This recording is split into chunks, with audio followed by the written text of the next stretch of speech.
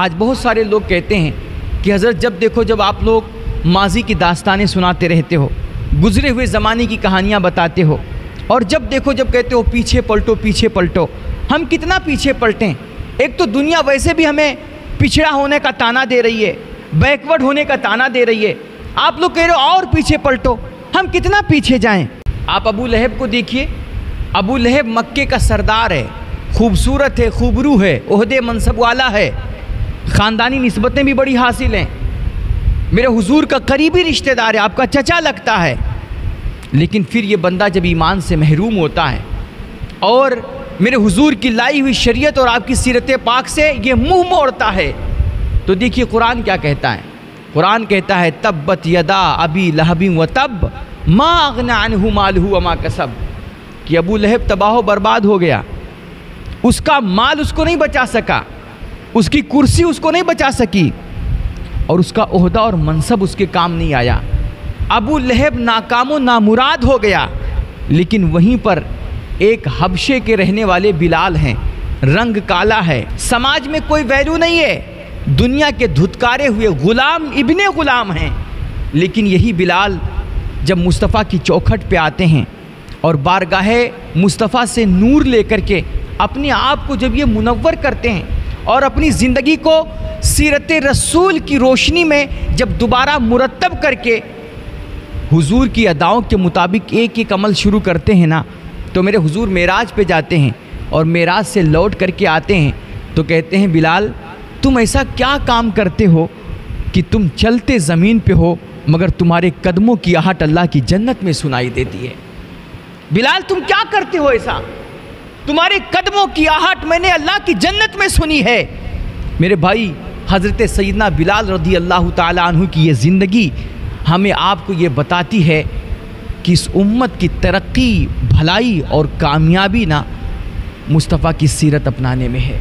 आज बहुत सारे लोग कहते हैं कि हज़रत जब देखो जब आप लोग माजी की दास्तानें सुनाते रहते हो, गुजरे हुए ज़माने की कहानियाँ बताते हो, और जब देखो जब कहते हो पीछे पलटो, हम कितना पीछे पलटें। एक तो दुनिया वैसे भी हमें पिछड़ा होने का ताना दे रही है, बैकवर्ड होने का ताना दे रही है, आप लोग कह रहे हो और पीछे पलटो, हम कितना पीछे जाएं। हमने कहा भाई हम क्या करें, इसके अलावा कोई इलाज भी तो नहीं है ना, और कोई रास्ता हो तो हम तुम्हें बताएं। यार जब मेरे रब ने फरमा दिया लक़द कान लकुम फ़ी रसूलिल्लाहि उस्वतुन हसना, तो अब बात ख़त्म हो गई। अब इस उम्मत को कोई तरक्की मिल सकती है, दुनिया में कोई उरूज मिल सकता है, और इस उम्मत को अगर कोई इज्जत और वक़ार चाहिए तो इसके लिए एक ही रास्ता है मेरे भाई कि हम अपने आप को 1400 साल पीछे ले जा कर के मुस्तफ़ा करीम के कदमों में निछावर कर दें, और इसके अलावा कोई रास्ता ही नहीं है सिवाय मुस्तफ़ा की सीरत अपनाने के।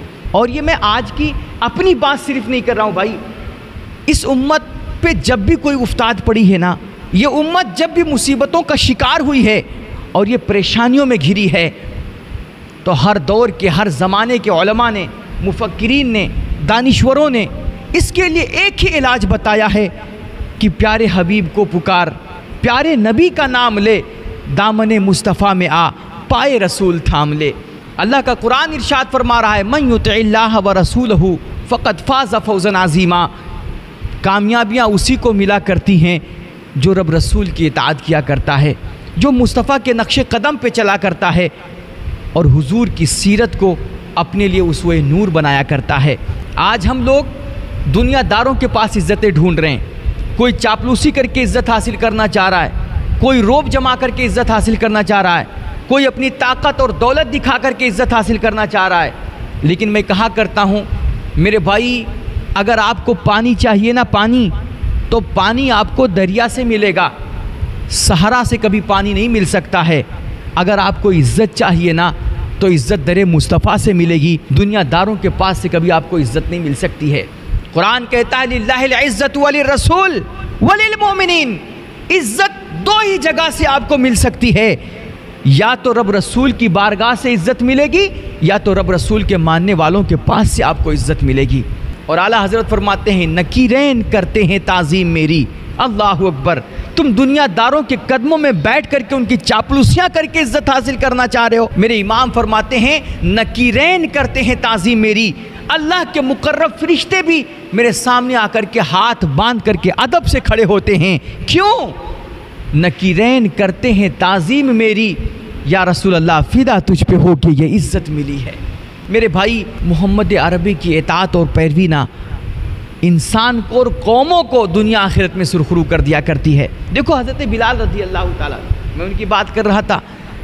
हुजूर की ग़ुलामी में आने से पहले दुनिया में क्या हैसियत थी हज़रत बिलाल की, कितना जुल्म ढाया जाता था, कितना उनकी तहक़ीर की जाती थी, कितना जलील समझा जाता था। लेकिन जब बिलाल अपने आप को दर मुस्तफ़ा से मुंसलिक करते हैं तो कहते हैं हज़रत उमर फ़ारूक आज़म का ज़माना है, 22 लाख मुरब्बा मील के हाकिम हज़रत उमर फ़ारूक आज़म, आप अपनी कुर्सी खिलाफत में जलवा अफरोज़ हैं। इतने में क्या देखते हैं कि आपकी बारगाह में हज़रत बिलाल की एंट्री होती है।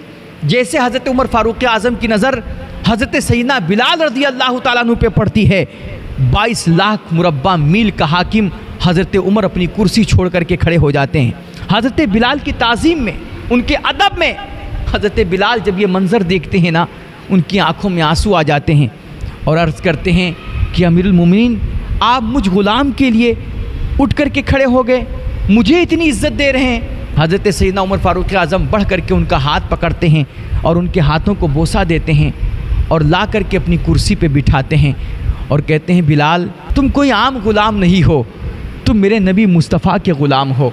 और अल्लाह की कसम, जो मुस्तफ़ा का ग़ुलाम होता है वही असल में हमारा इमाम होता है।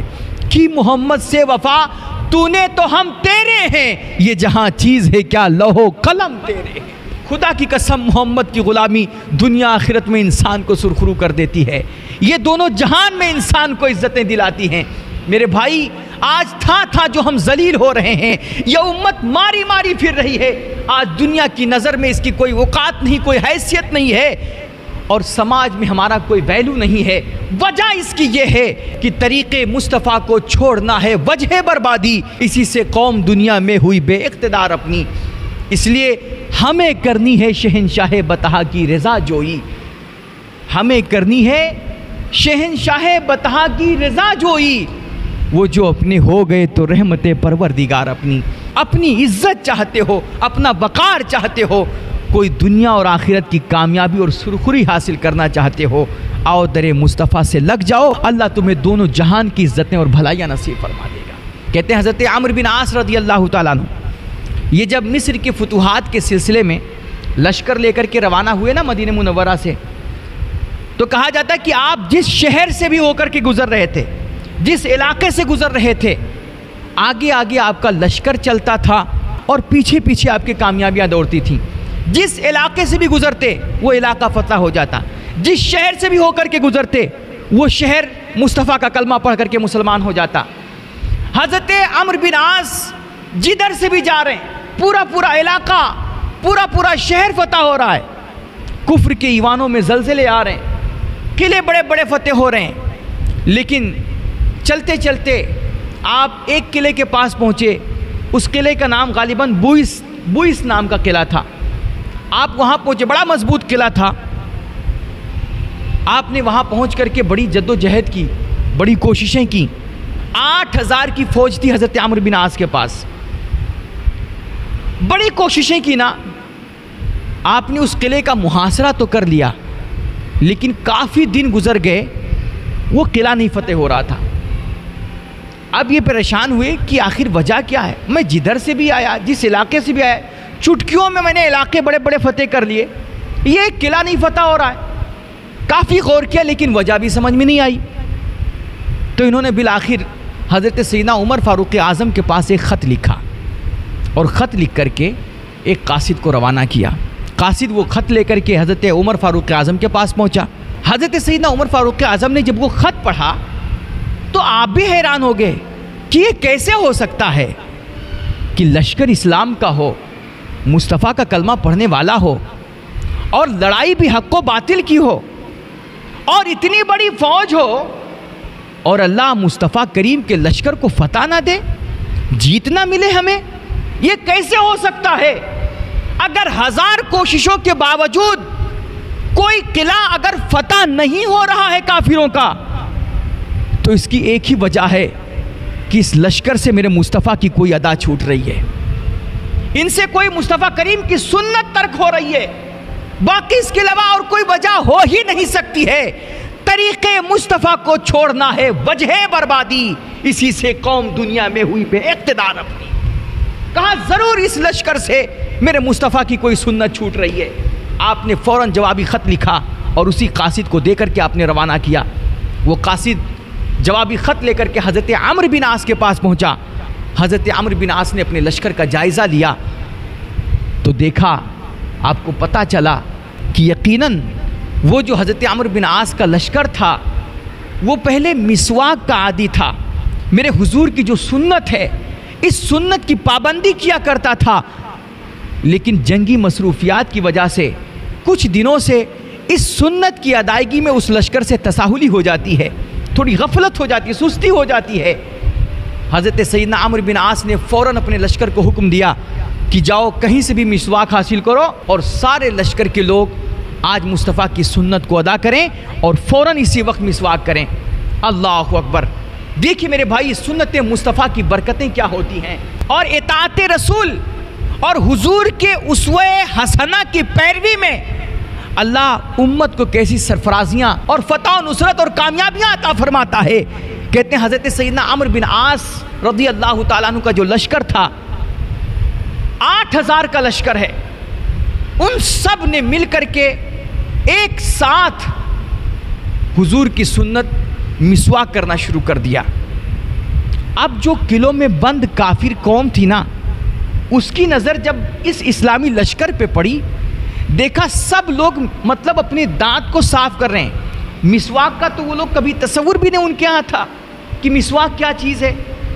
तो उन्होंने जब देखा कि ये 8000 की फौज और सब लोग अपने दांतों को साफ कर रहे हैं, तो उनको लगा कि यार ये कोई आदमखोर जमात है, ये इंसानों को खाने वाली फौज है, ये इसीलिए आज अपने दांतों को तेज कर रहे हैं और लगता है आज की रात इनका प्लान बना है कि ये हम सबको जिंदा खा जाएंगे, चबा लेंगे। अब इस सुन्नत रसूल की अदायगी की बिना पर अल्लाह रब्बुल इज़्ज़त ने उनके दिलों में इतनी हैबत पैदा कर दी, इस्लामी लश्कर का इतना रौब डाल दिया, वो सारे लोग इस कदर खौफज़दा हुए ना कि उन्होंने इस्लामी लश्कर के पास एक कासिद भेजा और कहा भाई तुम लोग जो कुछ भी कहो, तुम्हारी जितनी भी शर्तें हैं, हम तुम्हारी हर शर्त मानने को तैयार हैं और हम तुम्हारे सामने अपने आप को सरेंडर कर रहे हैं। इस तरह एक सुन्नत रसूल की अदायगी की बरकत से अल्लाह रब्बुल इज़्ज़त ने इस्लामी लश्कर को फ़तह और नुसरत अता फरमाई और काफिरों के उस मजबूत किले पर फिर मेरे नबी के दीन का परचम लहराने लग गया। सच फरमाया अल्लाह के कुरान ने, मन युतिअल्लाह व रसूलहु फ़क़द फ़ाज़ फ़ौज़न अज़ीमा, कि दुनिया में बड़ी बड़ी जीत उसी को मिलती है जो अल्लाह उसके रसूल की इताअत करता है, जो मुस्तफ़ा के नक्शे पा को अपने लिए मिशाले राह बनाता है। दुनिया आखिरत की तमाम तर कामयाबियाँ और बुलंदियाँ आकर के उसका कदम चूमा करती हैं। लेकिन मेरे भाई आप ज़रा सोचिए कि हज़रत सैयदना अम्र बिन आस का लश्कर अगर जंगी मसरूफियात की वजह से उससे सिर्फ एक सुन्नत मिसवाक की पाबंदी में थोड़ी सी तसाहुली हो जाए तो अल्लाह वक्ती तौर पर ही सही लेकिन उसे अपनी नुसरत व हिमायत से महरूम कर दे, उसे जीत ना मिले, कामयाबी ना मिले, हजार ताकत रखने के बावजूद उसे किले पर तसल्लुत ना हासिल हो सके। यार आज सुबह से लेकर शाम तक, शाम से लेकर सुबह तक हमसे तो ना जाने कितनी सुन्नतों का खून होता है।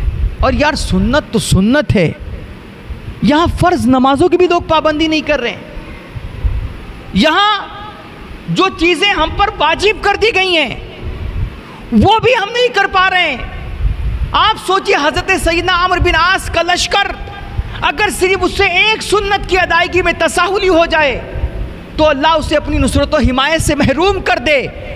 आज जो कौम सुबह से लेकर शाम तक दिन रात मुस्तफ़ा की सुन्नतों का खून करती है, अल्लाह किस कदर उसे अपनी नुसरत व हिमायत से महरूम करता होगा, और कितनी नाकामियाँ और कितनी बदबख्तियाँ और कितनी महरूमियाँ उसका मुकद्दर होती होंगी। और फिर शिकायत है कि अल्लाह हमारी मदद क्यों नहीं कर रहा है, अल्लाह हमारी हिमायत क्यों नहीं कर रहा है? अल्लाह हमारी दुआएं क्यों नहीं कबूल कर रहा है? मेरे भाई, तरीके मुस्तफ़ा को छोड़ना है वजह बर्बादी, इसी से कौम दुनिया में हुई बेइख्तिदार अपनी। अगर दुनिया और आखिरत की सुरखरुई चाहते हो, इज्जतें चाहते हो, रब रसूल की निगाह में अगर कोई मकाम और मर्तबा चाहते हो, मेरे भाई मुस्तफ़ा के कदमों में आ जाओ। तुम सिर्फ मुस्तफ़ा के तर्ज़ हयात को अपनी लाइफ स्टाइल बना लो। तुम नमाज़ें वैसे पढ़ो जैसे मेरे हुजूर पढ़ते थे, तुम तिजारत वैसे करो जैसे मेरे हुजूर करते थे, तुम बाज़ारों में मामलात वैसे करो जैसे मेरे हुजूर करते थे, तुम कचहरियों में इंसाफ वैसे करो जैसे मेरे हुजूर करते थे, तुम पड़ोसियों को सताओ मत, बहनों को उनका हक दो। और क्या कोई हिंदू, क्या मुसलमान, तुम्हें कोई भूखा नज़र आए उसको खाना खिलाओ, प्यासा नज़र आए उसको पानी पिलाओ, मजलूम नज़र आए उसका साथ दो। तुम्हारे पास कोई फरियाद लेकर के आए उसकी फरियाद सुनो, हाजत लेकर के आए उसकी हाजतें पूरी करो। और जो भी अल्लाह की धरती पे बसने वाले इंसान हैं, अगर वो मजबूर हैं, लाचार हैं, बेसहारा हैं, उनका सहारा बन जाओ। मेरे भाई, मेरे मुस्तफ़ा की सीरत अपना करके देखो। आज यही कौम जो तुम्हें बेहैसियत समझती है, तुम्हें गालियां देती है, तुम्हारा मजाक बनाती है, खुदा की इज्जत व जलाल की कसम, यही कौम कल तुम्हें सल्यूट मारेगी और तुम्हारे सामने आकर के हाथ जोड़ करके खड़ी होगी कि मोहम्मद से वफा तूने तो हम तेरे हैं, ये जहां चीज़ है क्या लौहो कलम तेरे हैं। ये कायनात का जर्रा जर्रा ना तुम्हारी इज्जतों का एतराफ़ करेगा, और तुम्हारा जो असल मकाम है, तुम्हारी जो असल हैसियत है, तुम्हें वो हैसियत नसीब होगी। कुंतुम खैरा उम्मतिन उखरिजत लिन्नास, तुम दुनिया की बेहतरीन कम्युनिटी हो, और फिर ये दुनिया मानेगी कि हाँ तुम बेहतरीन कम्युनिटी हो। क्यों? क्योंकि तुम इंसानियत के काम आते हो, तुम मुस्तफ़ा के सच्चे ग़ुलाम बन करके ज़िंदगी गुजारते हो। अल्लाह हम सब को खैर की तौफीक बख्शे। प्यारे हबीब को पुकार, प्यारे नबी का नाम ले, दामने मुस्तफ़ा में आ, पाए रसूल थाम ले। वाखिरु दावाना अनिल हम्दुलिल्लाहि रब्बिल आलमीन। अस्सलामु अलैकुम।